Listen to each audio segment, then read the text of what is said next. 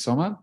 Esta noche nos acompañan las curadoras Noor Alé y Claudia Mattos, quienes nos estarán hablando sobre su práctica curatorial individual y también sobre esta práctica en común a través del proyecto curatorial llamado Axis. Sin más por el momento, les concedo la palabra y no sin antes decirles que la conversación va a llevarse en inglés. Sí, entonces esperamos que todo salga muy bien. Muchas gracias por acompañarnos. Gracias. Bueno, la primera sección lo hago en español para la introducción, para decirle gracias a todo el mundo, porque nuestra práctica típicamente es en inglés, así que por eso desafortunadamente vamos a hacer las partes que son de las expos en inglés y todo lo que es conversional en español, pero al fin de la charla, si quieren preguntar preguntas, lo podemos hacer en español sin problema o en inglés. Son las dos lenguas que podemos hablar. Entonces, muchas gracias a todos. Yo sé que sabemos que es el Día de las Madres, así que muchísimas gracias por estar con nosotras en este día tan especial. Y también somos muy agradecidos a todo el equipo de SOMA, todos ustedes y también a Joshua Con por la invitación de traernos a nosotras aquí.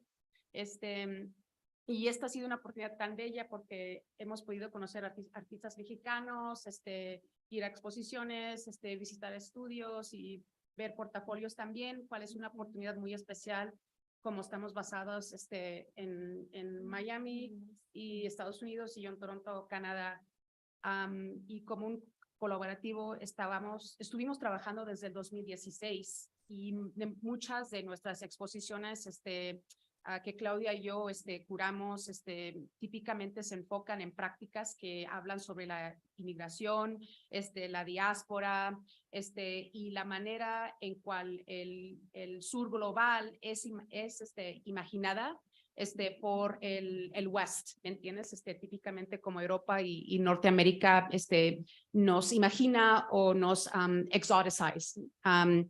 Y estos temas son muy presentes en nuestro trabajo y son muy cercanos a nosotras como personas, porque yo soy de México y también soy de descendencia árabe, y en el caso de Claudia, ella es de Latino America también, pero también del Caribe. Yeah. Y las últimas exhibiciones que hemos curado juntas tienen que ver con el extractivismo en un contexto como bastante amplio. Y usualmente el extractivismo se refiere a lo que es, perdón, creo que voy a tener que ahora ponerme en inglés. Well, extractivism is, often is referred to, the removal of natural resources, from the global south for import into the West, through often very poorly regulated industries like industrial logging and mining. In our exhibitions and writing, Noor and I frame extractivism very broadly. So not just the removal of natural resources, but other kinds of resources, things that aren't really material. Things like, the appropriation or extraction of human labor, cultural customs or spiritual beliefs from the global south. And, tied to this, of course, as Noor mentioned, is the West's exoticization and romanticization of life in the global south, and particularly in regions of the world that are home to, places of great natural beauty. And, in its various forms, extractivism is a form of neocolonialism and this very asymmetric imposition of power from the West onto regions of the world that, were previously under colonial control. And we mentioned this because it has a lot to do with what we've been doing lately.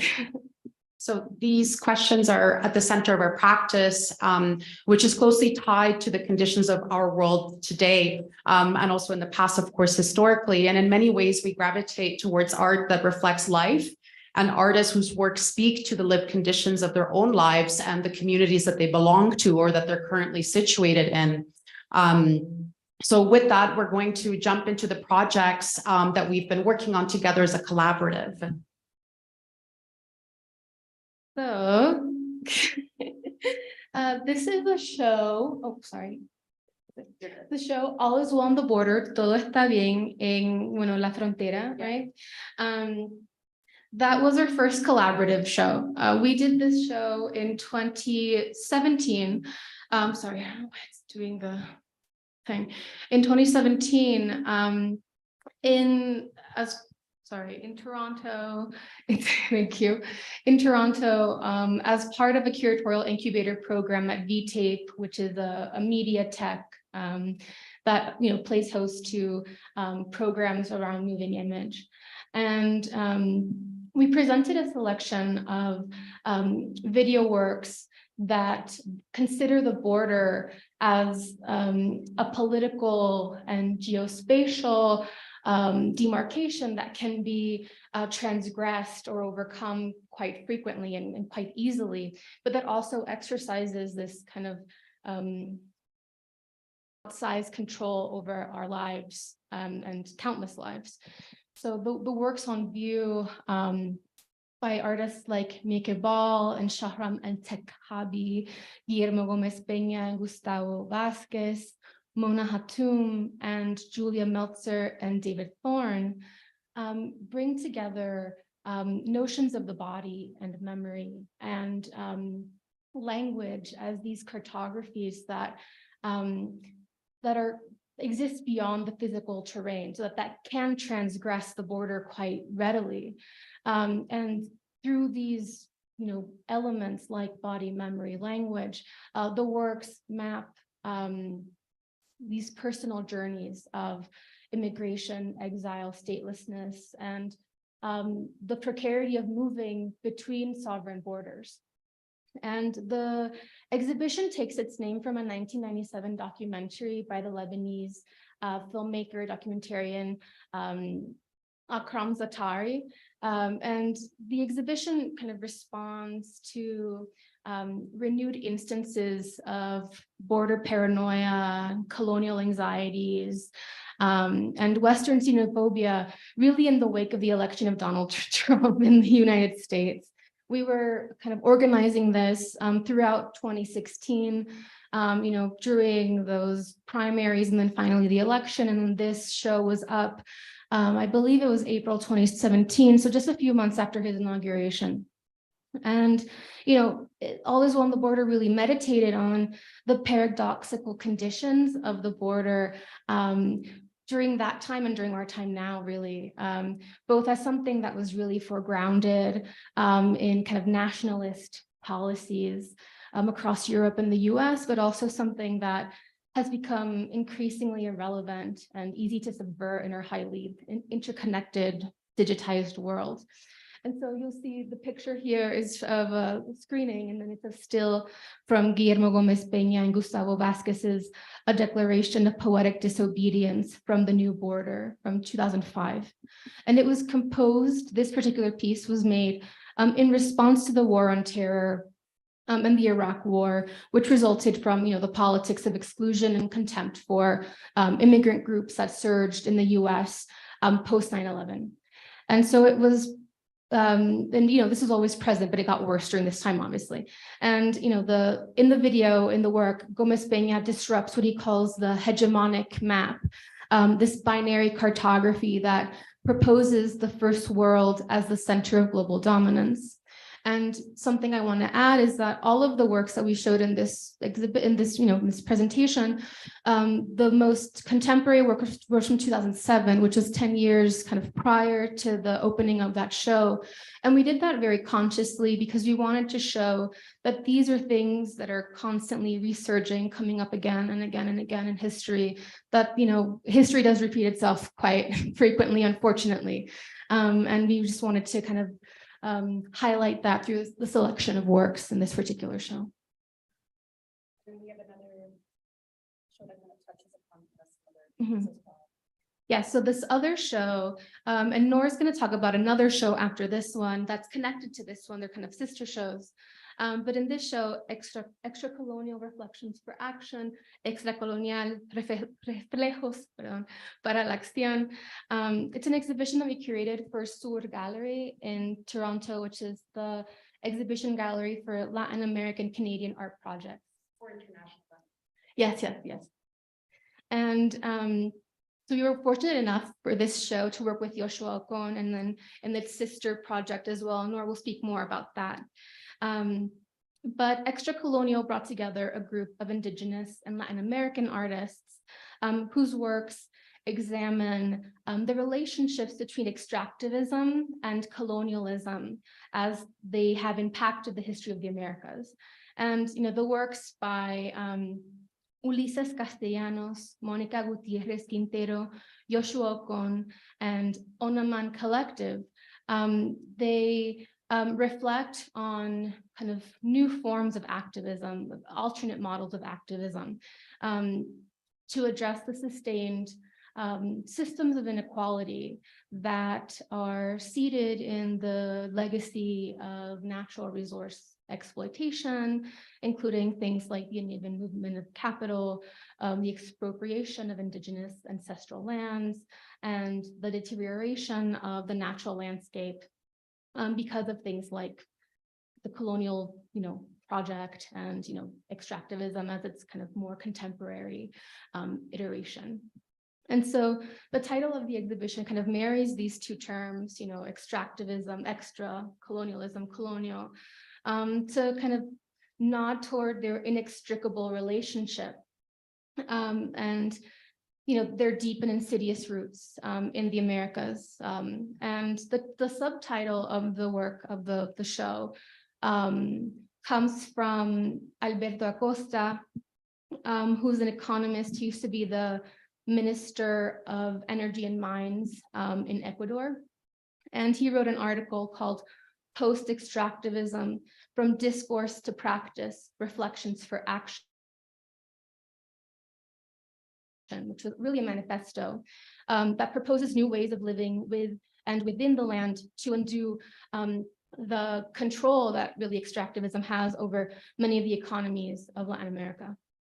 And he advocates, Alberto Acosta advocates for this an implementation of kind of widespread social environmental reform to protect underdeveloped natural environments and the legal interests and socioeconomic needs of those peoples whose ways of life really are at jeopardy because of extractive activity.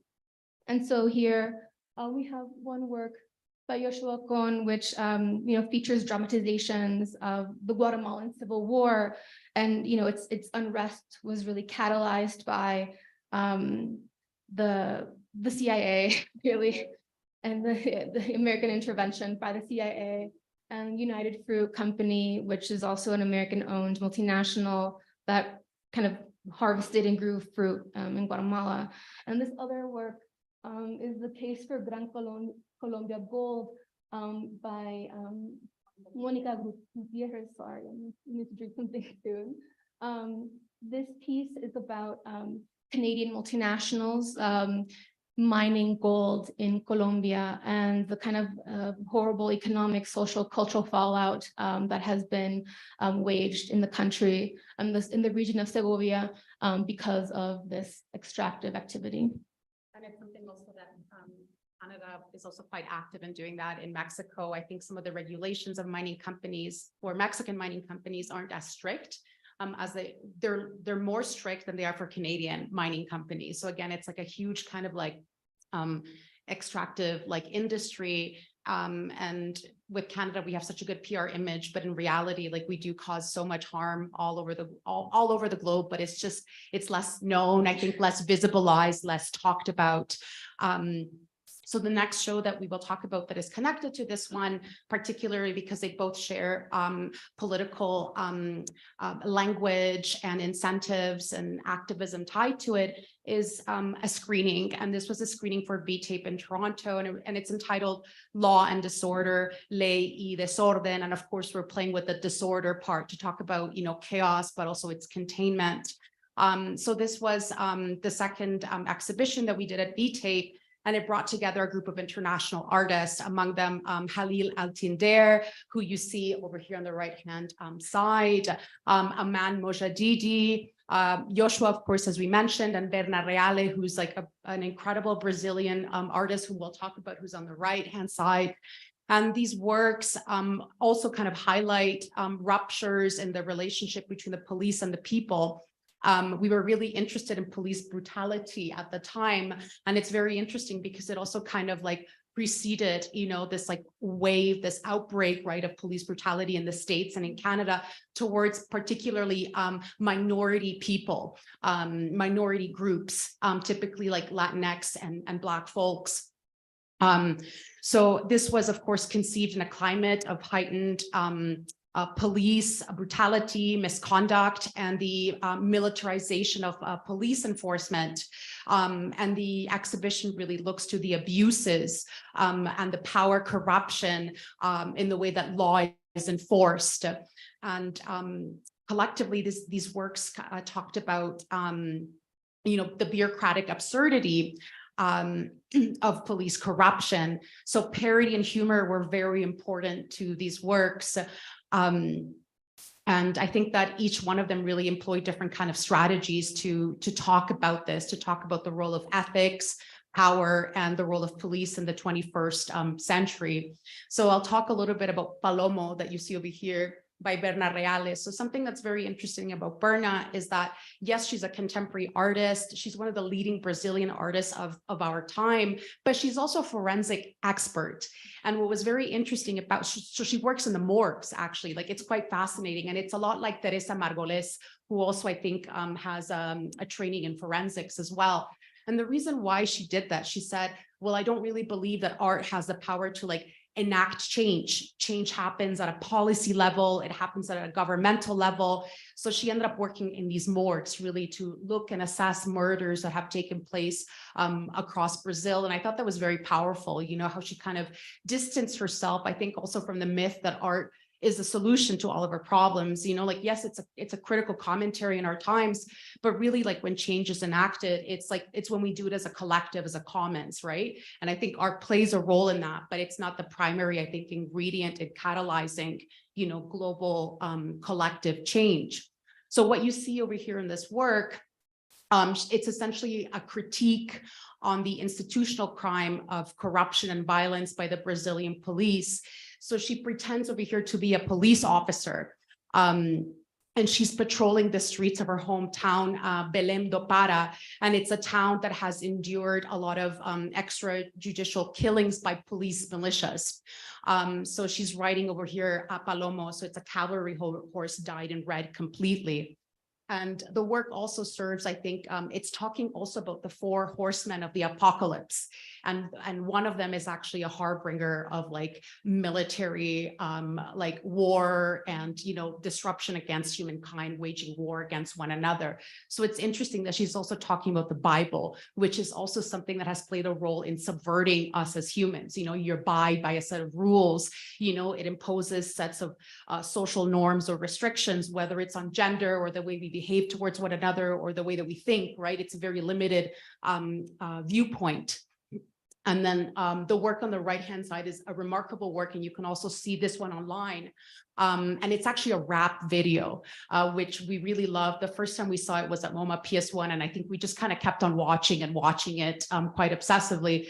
So it's by a Turkish artist. His name is Halil Altinder, and it's called Wonderland. And it's a collaborative work with this group of young men over here that are rappers. And they're known as the Rebellion of Destruction. So you can actually look at their videos online. And it's an activist group of Turkish hip hop artists that are protesting against the government-led and privately funded gentrification of Sulukule. So it's a predominantly Roma neighborhood. So they're being displaced to create these like luxury apartments. And again, music here becomes kind of like a weapon of dissent, right? It's a weapon to critique. It's also something that is, I think, very democratized. Music is readily accessible. So I think for us, it really struck a chord, because there were these young men rapping. They're from a minority group, and it's such a powerful video. And gentrification is something that affects all of us, particularly those who happen to be arts workers. I mean, I'm looking at Mexico now, and I see, well, when I used to live here, rent was never this expensive. So what the hell is happening, right? There's a lot of displacement, and there's a lot of issues that are taking place with that displacement of creative communities, right? And I think oftentimes we're the most vulnerable, really, like we're minoritized people, we're people that are creatives, we're people that are working, we're people that are thinking, and then again, we're displaced by, you know, another kind of population that enters into the cities or our neighborhoods. So I think the other show that we'll talk about is, we do a lot of screenings. There's a lot of video work because our love is video, but then we'll switch into more exhibitions that have actual objects. So it's gonna take a shift quite strongly. So this show that we did, it was a screening and it took place during the pandemic, and we were very kind of lucky because COVID offered us an opportunity, I think, to work in a different kind of mode, to look at issues of, again, displacement and disenfranchisement. So we were invited by a small gallery, a small regional gallery in Ontario, and it's called the Visual Arts Centre of Clarington. It's a non-collecting gallery. And the curator, Matthew Kaiba, really wanted us to look at experiences of exile, social upheaval, and political rupture in the context of the Middle East. So kind of looking at issues of civil warfare, you know, and issues of statehood. And of course, it brought works by Lebanese artist Ali Sherry, Palestinian artists, Jumana Mana, whom you see over here, A Sketch of Manners, Farah Saleh, and Larissa Sansour, which really trace these narratives about home and belonging, really kind of grounded in conversations about freedom and bondage, to be restricted, right? Stasis and movement, and the unease and catharsis, and particularly with the Palestinian artists, they really do talk about these issues because they're really unable to leave the confines of the Palestinian state. There is no movement really allowed unless you have another visa or a passport. So this was a conversation that really opened up quite beautifully during that time. Yeah, this is something that was quite nice to do because it reflected on isolation, right? How privileged we all are to, yes, we're isolated, but we have the freedom of movement, right? To move across different neighborhoods, across the country, other parts of the continent. But some people don't have that luxury at all, ever. So these were themes that were very close to us at the time, and they continue to be sets of interests as well. And the program also became a conversation with artists. So even during the pandemic, we were able to have conversations with people like, I mean, Jumana Mana, who is like based in Berlin, or, you know, who was the other artist that we talked about, Farah Saleh, who I think was coming in from, I think, Palestine as well. So it's really great. It kind of dissolved geographical boundaries and time zones. You know, we were able to converse in a way that we would have never been able to do. We would have had to be there physically with them, as we're doing right now. It is a special time, I guess, in that way, yeah. You know. And then this is one of our more recent shows that we did last year. This is called The Falling Sky, La Caída del Cielo. And it's an interesting project because it's one work. And that's a still image. But what's interesting about it is that the artists, Brazilian artists Leandro Lima and Gisela Mota, they created this illusion basically to make it look like this black and white still image is set ablaze and really kind of on fire. And so we have the projector here, and I can talk more about that in a second, but it's this interesting work in which they recover this photograph from the archives of Claudia Mattos, who's a phenomenal Swiss-Brazilian photographer who's really dedicated her like entire career from the 70s onwards, even today, she's still at it, kind of documenting the lives of the Yanomami people of the Amazon, and kind of speaking about the kind of humanitarian needs and advocating for their sovereignty, basically. And they find this image, which is an image that documents the setting on fire of a maloca, which is a hut or a lodging, right, of the Yanomami people. And this ritual burning of the maloca is kind of, it comes in times of change or rupture, crisis, of sickness. And here the artists, Leandro Lima and Gisela Mota, are kind of playing with this idea of looking at the Yanomami's use of fire in these ritual kind of cosmological sense, right? And then contrasting that with the fire that kind of displaces these groups, right? Because of things like illegal logging and mining, deforestation happening in the Amazon that is, putting these populations at risk. So this particular work is interesting as well because, so here's the projector. It's like an overhead projector, which is like a really old school style projector. And the illusion is mechanical, which makes it really interesting. So let me turn around this way. So it's a projector, and then on top of the projector is the photograph. So that's what's projected onto the screen. And then on top of the photograph is a red gel. So that's what makes it red. And then there's a little basin of water. And so then there's a little fan that you can't really see that's clipped to the structure. And then this little fan blows water onto blows air onto the water, making it ripple. So it makes it look like the actual image is like on fire. Yeah, or that it's a video of something on fire. So it looks really like it's in motion, but it's not at all. It's completely a mechanical illusion, which is very cool. I was really nerding out about that. I really like that. And so, the work really kind of comments on this kind of conflict, right, about the cultural significance of fire used in these very different ways for, destruction, destruction on this large scale, right, in the Brazilian Amazon, but also destruction in this, this particular way of kind of furthering a belief system, a way of life. And we can go from here to the next show.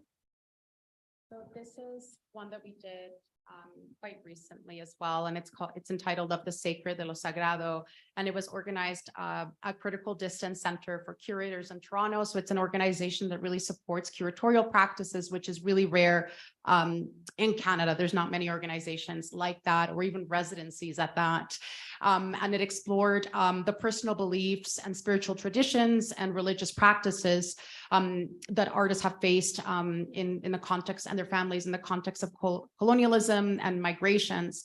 So it brought together works by Farah Al-Qasimi, who's an Emirati artist, Kaya Joan, B. Parsons, Yelaine Rodriguez, and Vaishnavi Sutagar to kind of like trace cultural inheritances of faith and lineages of intergenerational knowledge and syncretic belief systems.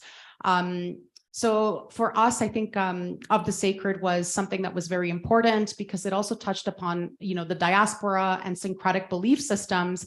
And of course, when you think about Catholicism, sometimes you don't really think about how it has been syncretized, right, with like Santeria, or other indigenous belief systems. And over here, we have a work by Yelaine Rodriguez, who's an Afro-Dominican artist based in New York City. And what you see here is the Afro Sagrada Familia. So what Yelaine kind of ends up speaking about in this work is, the ways in which Christianity has really kind of actively like erased the racialized body, whether it is through images of saints, the conceptions of what Jesus or Mary might have looked like. And this is something that she brings to the fold, of course. And what you see also at the bottom is Milagros that she ended up collecting here in Mexico City and purchasing them. And she's a designer as well. So she actually ends up dressing the models in clothes that are typically, she made the garments herself.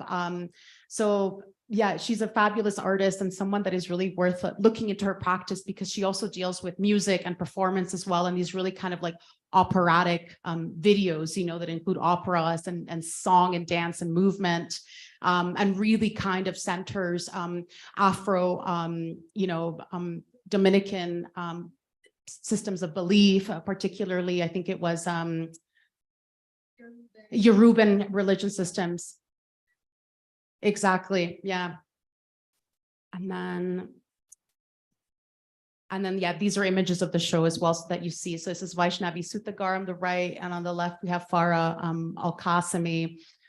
So they're both women artists. One of them is much more emerging, Vaishnavi, and Farah is a more established artist, but they're both talking about similar themes, about femininity, about the way that women have been prohibited at times to do certain things. So this is what you see with Al-Nar, which is mother of fire, and it's a jinn, it's a ghost, essentially, that in middle, like Arab folklore, has been sort of like shunned out or shut out because of the presence of like religion kind of saying like, oh, you can't really believe in these systems of belief anymore. And the jinn is really kind of mourning that.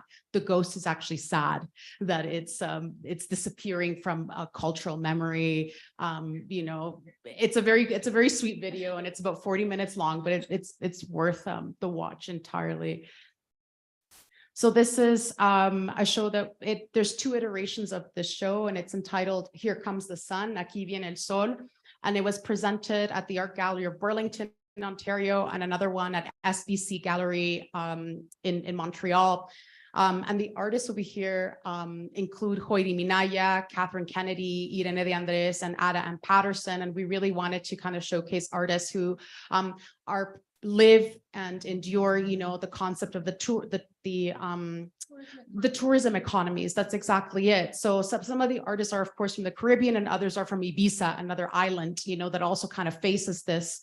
And they instigate critical dialogues about the extractive force of tourism specifically. And that's something that, you know, North America and Europe are quite complicit in, you know. They kind of travel, they travel south, and they enjoy these vacations, but they don't really think about who is taking care of them, who are the people, where does the money go? You know, is your money actually filtering back into an economy that belongs to the people? No, oftentimes these mega resorts belong to, you know, multinational companies, you know, and it's quite depressing to really kind of think about where your money goes and how little impact you actually have on the local economy. So the practices of the artists in this show really examine the colonial legacies of the region's crop of plantations. So when you think about the hotel industry, it's rooted actually in colonial plantations, crop plantations, particularly sugarcane. And that's something that quite a few of the artists talk about in this exhibition. And they end up exposing new points of entry into this very complex history and struggles that have centered on the fantasy of the Caribbean, also Mexico's Caribbean, or the Caribbean coast of Mexico as well, as something that is a paradise, something to be taken and extracted upon, something in which, you know, typically European or Western individuals are entitled to. They're entitled to a paradise, when in reality, people work on this land that they call paradise, right? And they don't enjoy the same benefits. So the exhibition was actually, the title of the show was inspired by a novel, a fictional novel by a Jamaican-American writer. Her name is Nicole Denise Ben. And it talks a story about 3 Jamaican women against the backdrop of tourism, social and economic fallout. And there's something quite beautiful in the novel. There's a kind of exchange between 2 of the women. And I'll read you a small paragraph. So one of the women says, "Can't wait to leave this godforsaken place." And the other one says, "Is it that bad? We live by the sea. How many people can say that? Give thanks." And then she says, "Maxie, shut up with your blessings, nonsense. This is no paradise, at least not for us."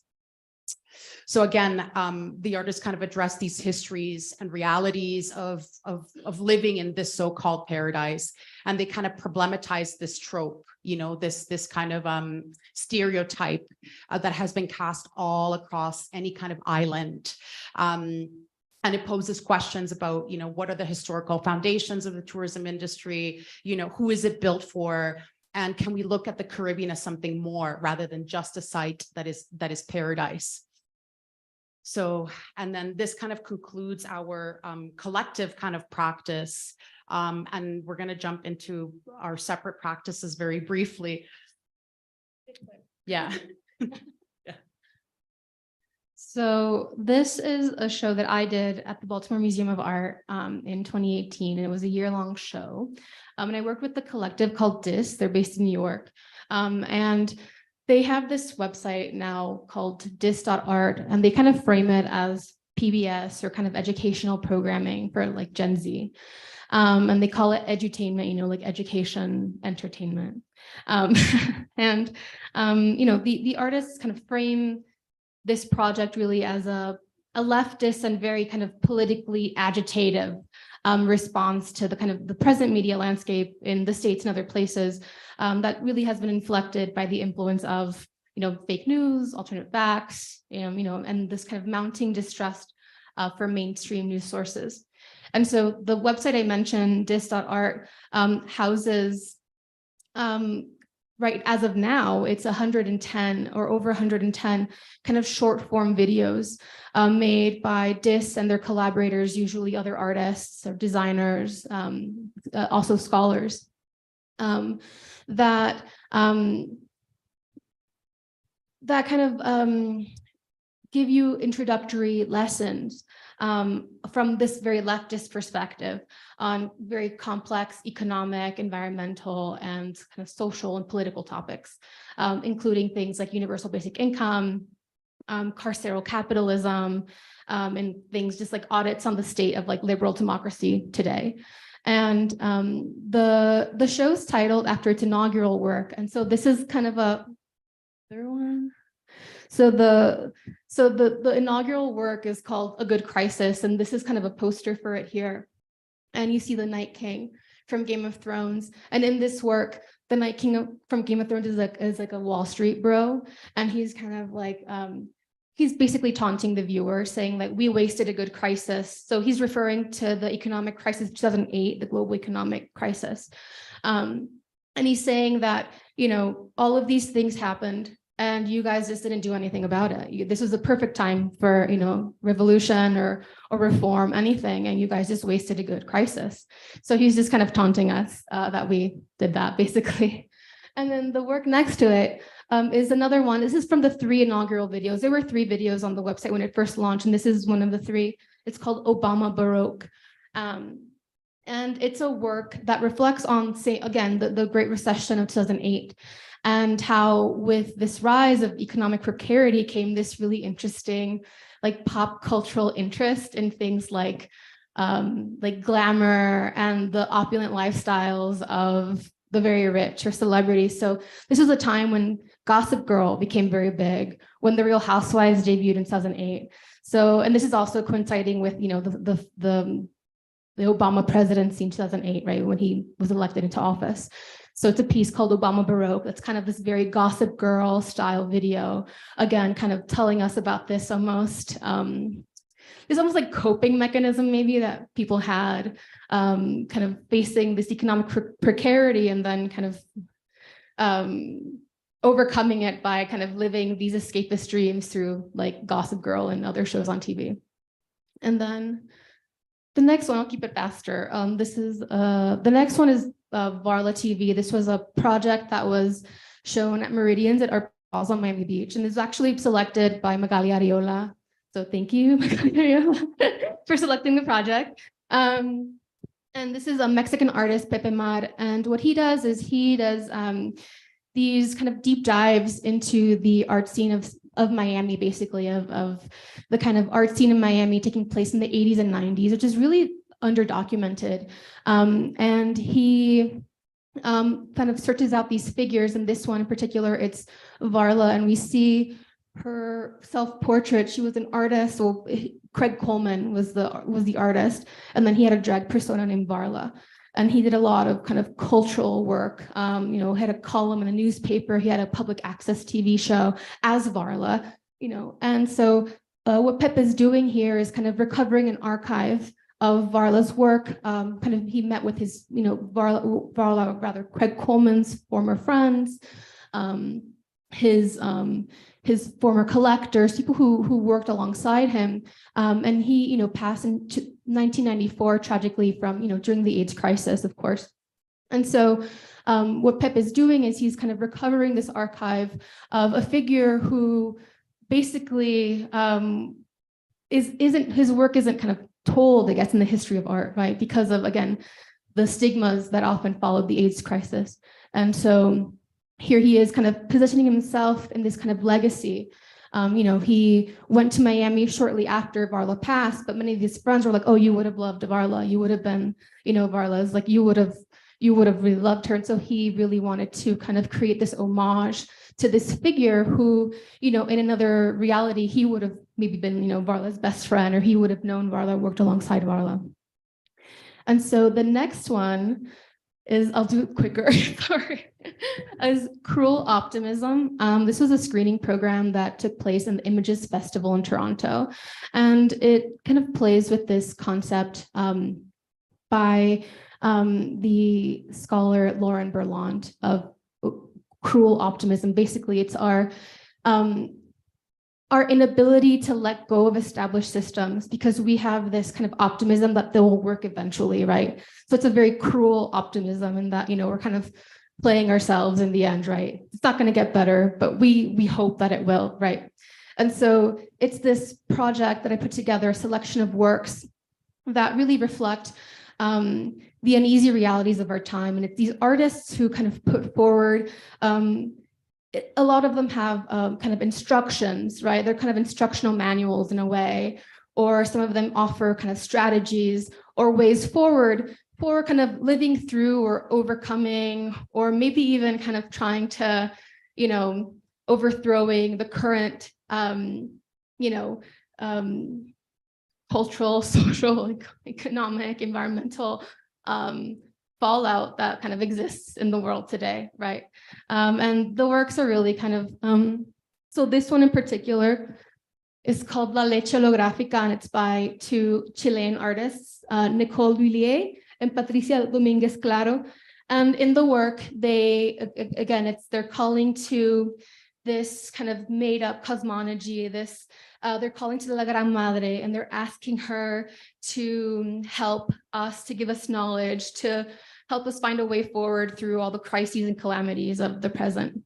And they use things like, like skincare accessories and these kind of interesting devices to kind of serve as their ritual objects in this kind of prayer to La Gran Madre.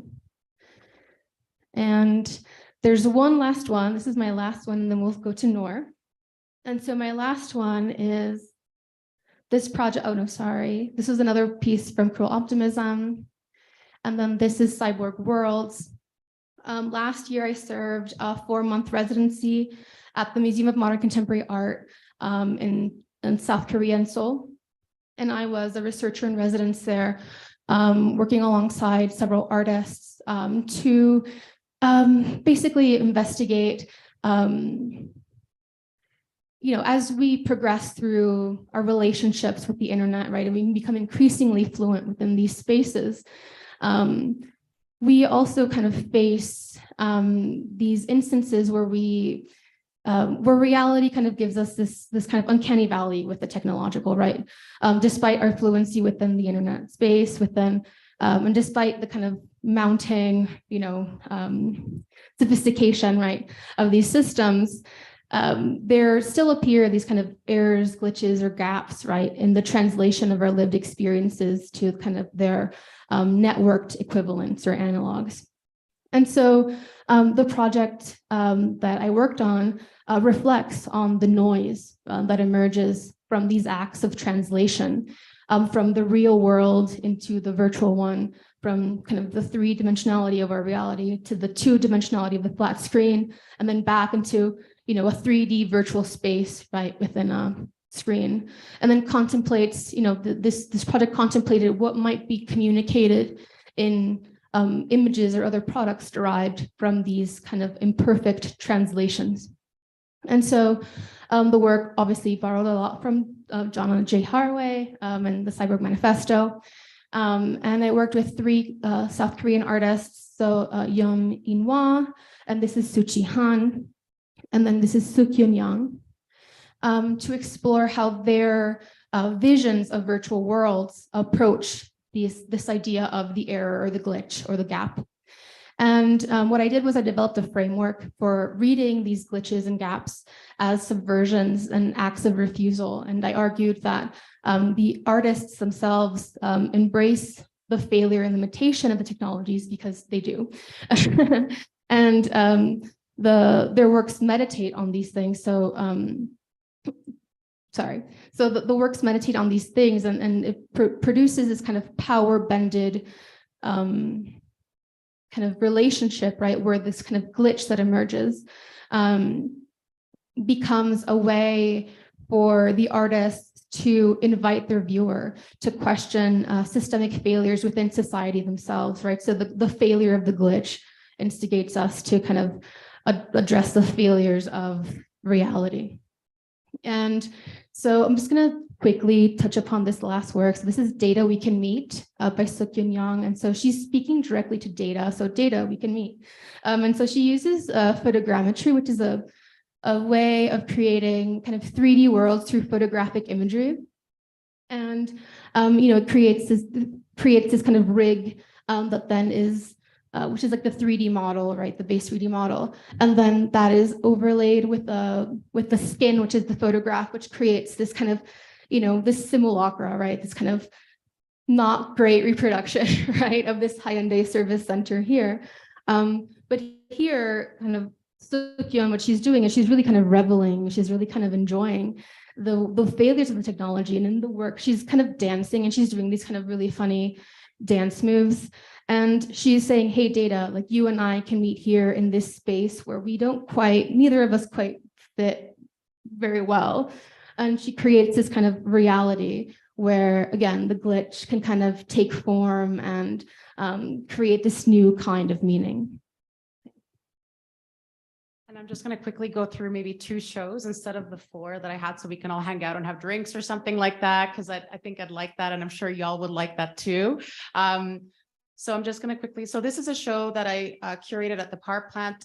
I'm the associate curator there, and it's by Sasha Uber. So she's a Swiss Haitian artist who is really kind of interested in looking at the legacies of colonialism, particularly the way that we as humans have inscribed it on the environment. So what do I mean by that? I mean how we've created monuments, sometimes to the wrong people, or sometimes the way that we name things. We give an homage to something or someone, and at times we don't even care to consider who that person might be.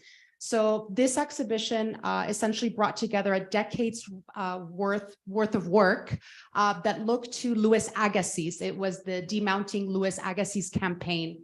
And it was inspired by Hans Fassler. He is a Swiss historian and activist. And something to know about Louis Agassiz is that he is often really kind of associated with paleontology, glaciology in particular, such as the Ice Age, ichthyology, which is the study of fish. And there's about 80 places, both on the Earth and on the Moon and Mars, named after him. But what a lot of people don't know about Louis Agassiz is that he was a white supremacist, a segregationist, and somebody who really wanted to create a pseudoscience in which indigenous peoples of the America, Brazilian people, Brazilian indigenous people, and Black people were positioned as inferior so that he could prop up, his white supremacist agenda. So what does Louis Agassiz end up doing? He gives a lecture, I think somewhere in Boston, Massachusetts. He ends up getting a job as a Harvard professor. And he's one of the founding museum directors of, I think it's the Zoological Museum at Harvard. But needless to say, so here he is at one of the greatest educational institutions in the world, right? And he happens to be a white supremacist. And he ends up essentially commissioning daguerreotypes. So these are, what you're seeing over here is something that Sasha does. She does interventions on photographs and also on the landscape as well through performances and other works. But these daguerreotypes essentially, there's about 7 men and women that were photographed in really terrible ways. It was very undignified. They were disrobed. They were forced to sit and pose for these photographs in these very dehumanizing manners, often from the profile or front facing. And these were used by Agassiz to essentially promote his white supremacist agenda and really kind of put it in a lineage with science, which is so perverse, right? To kind of see this emergence come out. So what Sasha ends up doing is essentially imbuing them with dignity, right? You see the stapling tool being used. So these are photographs printed on wood, and she uses the staple as a mechanism, kind of as a weapon to fight back, to also give them dignity, to robe them. And actually what you see over here is Renti. So he was a father, and this is Delia, the daughter, and there were 7 men and women on the plantation.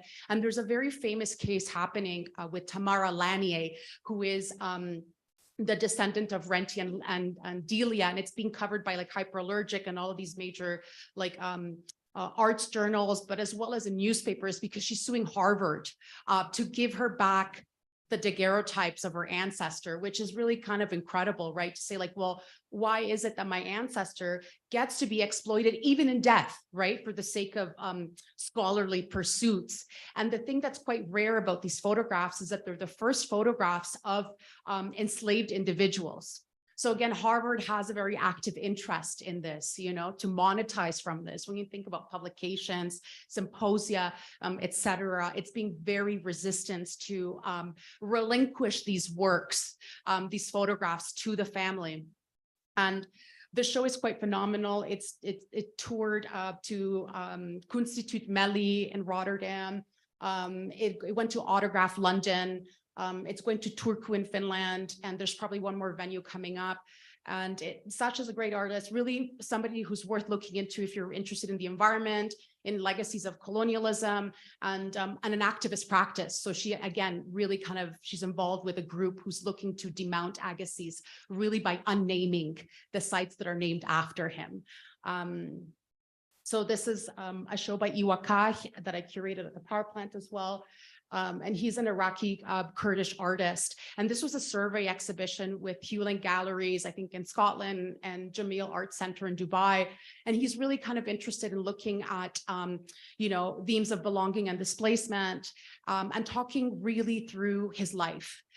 Because as an Iraqi Kurdish artist, he was displaced by the Gulf War in the 1990s.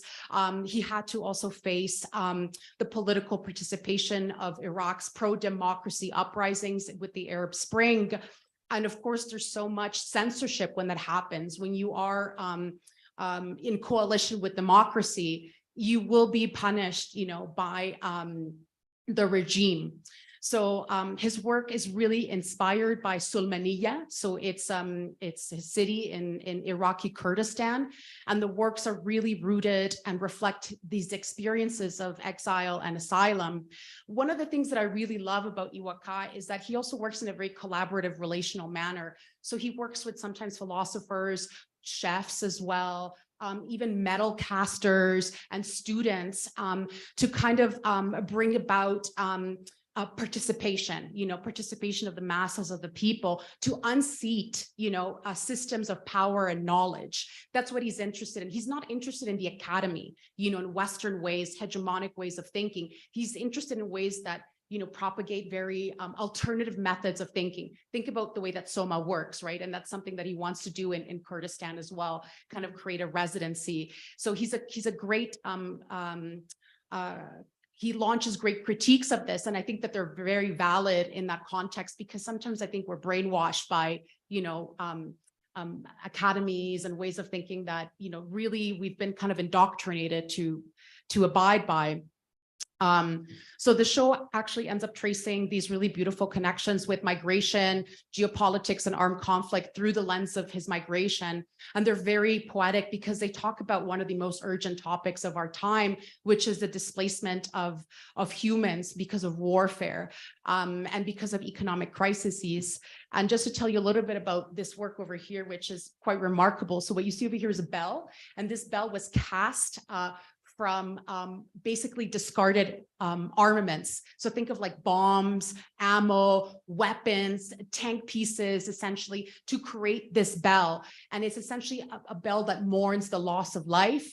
And what you see also, there's images on the bell that you can't really see, that they're ancient Mesopotamian deities. Also talking about the destruction that ISIS wrecked upon the region, right? We think about the looting and the selling of antiquities. So he's really talking about that. And then during the World War Wars, what would happen is they would melt down the bells to create weapons. Iwa does the reverse. So he ends up melting weapons to create this incredible morning object. And you could actually ring it in the exhibition if you were present. You could toll it, which was really powerful. This work very quickly. The sand sculpture that you see here that's quite impressive. It's entitled "What the Barbarians Did Not Do, the Barberini Did." So the barbarians were a Germanic tribe who I think ended up trying to colonize, or maybe they did conquer Italy. But the Barberini, he was a pope. He was Pope Urban VIII, and he was really interested in amassing territory. So he wasn't just really quite a pope. He was also a military strategist, interested in annexing more land under the guise, of course, of the Bible and God and blah, blah, blah. But essentially what he ended up doing is, if you see images of the Vatican, there's this incredible kind of canopy, this bronze armature, and it's incredible and it's Baroque and it's done by Bernini. So what he ended up doing is pillaging, actually stealing metal from the Pantheon, and melting it down to create this Baroque structure. Really kind of talking about the way that he positions himself, as a man of religion, as a man of the arts as well, but also a military strategist. And for me, in many ways, it talks about power relations in the arts. Think about museum boards, right? Who makes up part of those boards? Sometimes they're individuals who actually own weapon companies, companies that displace people, companies that also profit from, if they own private prisons as well, for-profit prisons. So again, we're talking about the misuses and uses of art, but also the afterlife of metal as a work of art, metal as a craft, metal as something that is used to kill human life. And I'll talk, this is, I think, maybe the last one that I'll talk about because I'm running out of breath and I think we all maybe need a drink or deserve one. So this show is entitled Arctic Amazon Networks of Global Indigeneity. And it's a fantastic show because it was curated by Dr. Gerald McMaster. He is Canada's, I think, one of Canada's leading Indigenous curators. He's Plains Cree. Then there's Nina Vincent, who is a Brazilian anthropologist and scholar. And then I'm the institutional curator on the show. The show essentially ended up looking at the way that Indigenous artists from the circumpolar north and the Arctic really addressed issues of climate change, globalized indigeneity, and colonial encounters during this time of heightened crisis, when you think about global warming that we're experiencing. So a lot of the artists in the show, land is first and foremost the most important aspect. It's what nourishes communities. It's the site of all creativity. It's what you give thanks to as well. And the works really are imbued with a sense of politics and resurgence. There's something very powerful in a lot of the works, and they reveal also connections to the Arctic and the Amazon, because some of them are collaborators. Some of them are not Indigenous people, but they work alongside Indigenous folks, like Gisela Mota and Leandro Limo, who are Portuguese, and Cecilia Vicuña, who's Peruvian, but not Indigenous. So it ended up looking to the geopolitical conditions of our time and environmental issues that connect both of these two regions. And again, this is a work by Cousine van Hovelen, who is an Inuk artist from Canada. And some of the works over here actually look to issues relating to food sovereignty, issues relating to Inuit culture and livelihood as well, and really kind of centering his practice and his relationship to the land at the center of all of this, and also shamanism.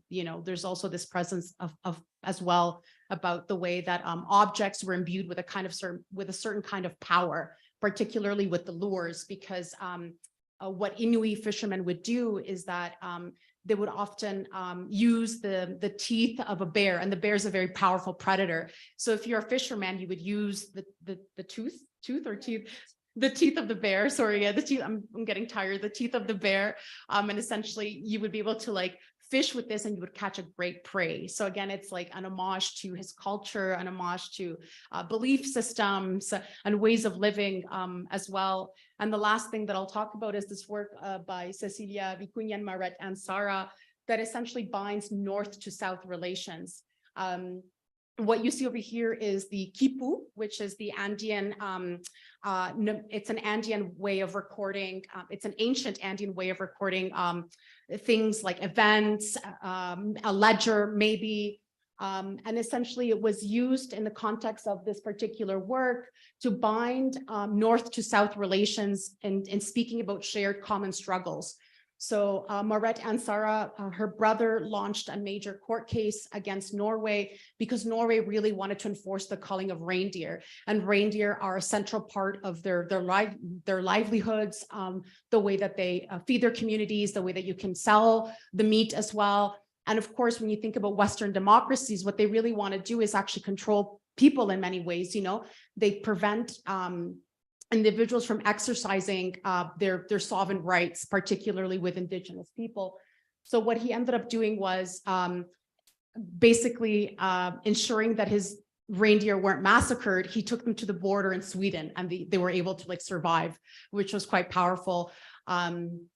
This is a long time collaboration between Vicuña and Maret Ansara that I think really ties the exhibition so beautifully in terms of speaking about solidarity, no matter who you are, where you're from, or what your positionality might be.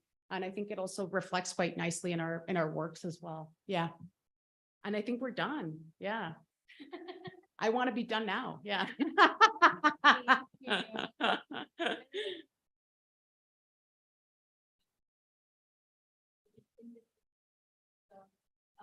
Blending a lot of the stuff that I've been doing with like stuff that we Yeah. And yeah, but we're done. Otherwise, yeah. Thank you all so much for your generosity and your time. Yeah, thank you.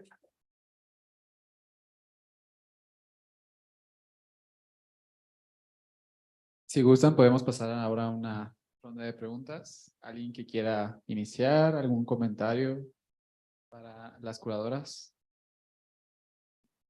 ¿Será que nos pueden contar un poco más en qué están trabajando ahora o cuál es el proyecto que están haciendo en México? Oh, yeah. Súper proto, ya, no hay nada concreto ahorita, pero lo que te podemos decir es que se trata obviamente sobre la indigenidad, ¿me entiendes? Y al aspecto que es el futurism, ¿me entiendes? Lo que es el futurismo, ya. Y es algo que nos atrae porque también habla sobre la tecnología, el feminismo, ¿me entiendes?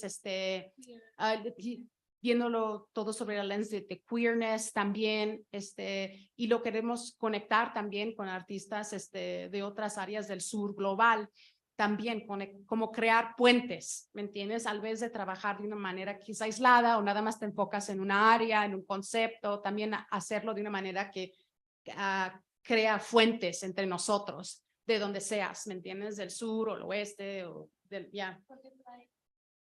sorry, Yeah. sorry. Yeah. Sorry. Indigeneity usualmente está como asociado a algo del pasado, ¿sabe? Algo como antiguo, Ancestral. Y queremos posicionarlo de una manera que es algo del futuro, algo que nos puede decir algo de la vida que viene después de esta que viene, ¿sabes? 100,000 años, ¿sabes? So, estamos como jugando un poco con esto. Y hay muchos artistas que hemos visto, pero no tenemos sus nombres todavía. Yeah. Pero hay varios. Y conocimos una acá que nos Yeah. gustó mucho. So, Yeah. muy parecida a él. Yeah.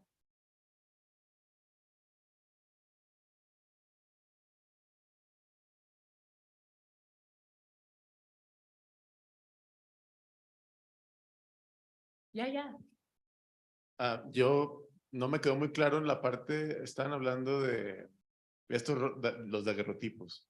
Sí, te cuento. Sí. Me entendí todo, pero no entendí el gesto de las grapas. Sí, ahorita te cuento. Entonces, Sasha, en el principio de ese tipo de obra, utilizaba las grapas para pelear contra hacía portratos de Louis Agassiz, también lo hizo de Papa Doc, que era el dictador de Haití, y era una manera para ella de combatir, ¿me entiendes? Hombres que eran malos, ¿me entiendes? Que causaron mucha trauma a la sociedad, a las comunidades de Haití, ¿me entiendes? O las comunidades típicamente negras. Entonces lo que Sasha era, siempre utilizaba esa forma de pelear contra ellos. Y un día se cansó, dijo, ¿por qué estoy haciendo trabajos así? ¿Me entiendes? ¿Por qué estoy enfocando mi energía en crear arte de hombres que han causado tanta trauma? Lo voy a generar de otra manera.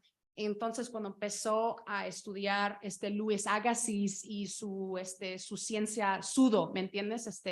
Vio estas fotos y después dijo, ok, los quiero yo tapar, ¿me entiendes? ¿Cómo es posible? ¿A quién persona le gustaría estar desnuda de una forma tan violenta? Le quitaron la dignidad, obviamente, y uno nada más imagina qué pensaron estas personas, ¿me entiendes? Durante ese momento tan vulnerable, ¿me entiendes? Y después decidió ellas poner la grapa como si fueran ¿cómo que dijiste? Una armadura también, pero también esta ropa está basada en los diseños de Harriet Tubman, que fue la conductora del Underground Railroad, cual trajo gente negra de los Estados Unidos hacia Canadá, ¿verdad? Hacia el norte, perdón, hacia el norte ya. Del sur hacia el norte, y también llegaron hacia Canadá también. Y Harriet Tubman fue una de las mujeres que impulsó eso. Y Renty utilizaba un suit que estaba también inspired de un abolitionist. Así que también está basado en gente histórica que es súper importante, que causaron movimientos civiles o contribuyeron al freedom. Por eso se llama tailoring freedom. Ya, ya.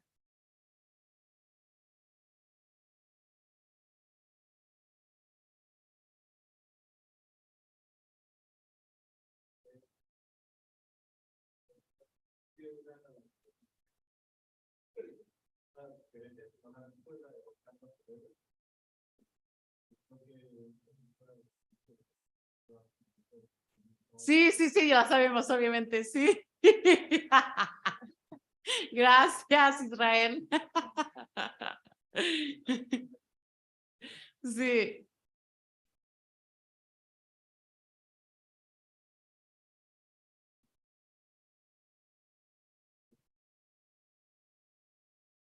Exactamente. Sí, eso, la moda es muy importante cuando uno habla de eso, exactamente, ya, ya.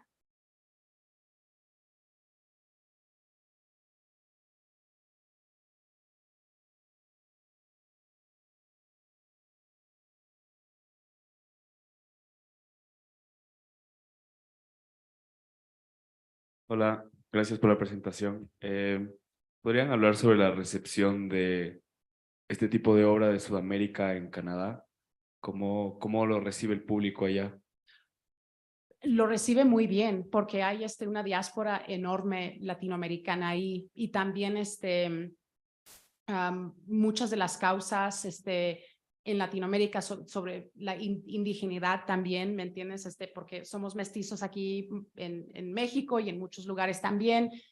También se reflexiona en la historia de Canadá, cuando hablas del colonialismo, ¿me entiendes? Y cómo se han mezclado culturas, tradiciones de arte, muchas de esas cosas son están connected, ¿me entiendes? Así que sí hay un eco, ¿me entiendes? Es como un espejo, pero diferente, porque, por ejemplo, en México teníamos la suerte de que nos deshacimos de los colonizers, ¿me entiendes? Pero en Canadá la historia fue totalmente diferente y continúa a ser muy terrible para los pueblos originarios, que hay faltas de recursos, hay pueblos que no tienen agua, electricidad, hay mujeres indígenas que hay un feminicidio contra ellas también. Así que hay muchas causas que son totalmente diferentes, pero sí la cultura, la memoria, lo que es ancestral, espiritual, se conecta muy bien, y también causas sobre el clima global, que también habla sobre la conexión a la tierra. Así que sí, tiene conexión muy fuerte. Y creo que ahí muchos de los artistas también están hablando sobre estos temas, ¿me entiendes? De la minería, de la tradición, de conceptos o cosmologías, ¿me entiendes? Que son inherited, ¿me entiendes? Pasadas, o uno los crea, ¿me entiendes? Como una manera, un framework, un lens, ¿me entiendes? Totalmente diferente. Gracias. ¿Una pregunta más? ¿Un comentario?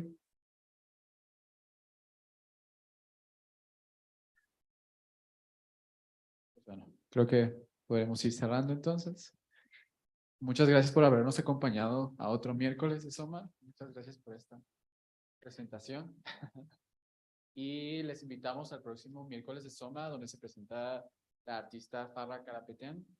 Y no se olviden de que todos los miércoles del año son miércoles de SOMA. Muchas gracias por acompañarnos. Gracias. I